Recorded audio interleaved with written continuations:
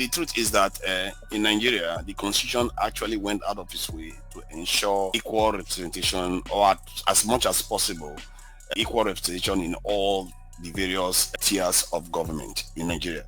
And in many nations, that is not, they don't even care about that.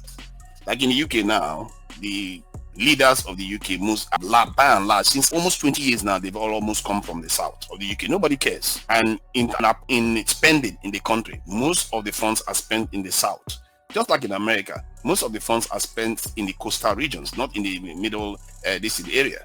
And if you look at the governance of America, nobody cares where you're coming from. They didn't even make a lot of effort to say, okay, this side has to be equally represented. Some states are even over, lopsided in terms of their representation.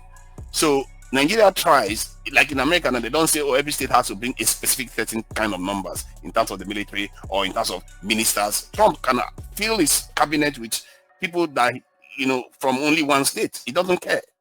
But now in Nigeria, they make an effort to do that. What does that tell you? What do you call representation? The Nigerian constitution is actually written to do more of that. And yet, you sit here still asking for more, like a spoiled child that cannot even enforce simple rules, and you blame a document. Before constitutions, societies used to exist. How did those people manage to enforce rules? Because some people understood that if they don't enforce the rules, the consequences is going to be woeful for all of them.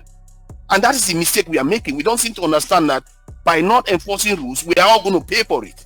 We think that when our person get away with it today, oh, my person get away with it tomorrow, it's going to be all right. No, it will be all right. We're all going to suffer for it.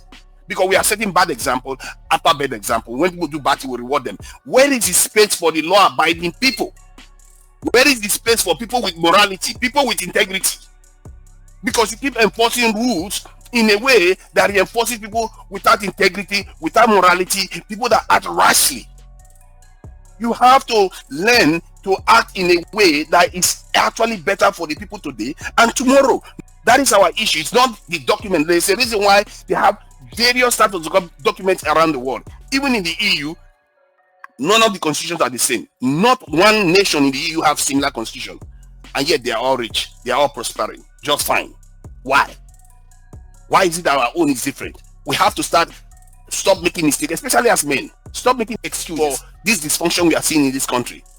We have a judiciary system that claims that they are overworked, while they carry out 30,000 convictions a year.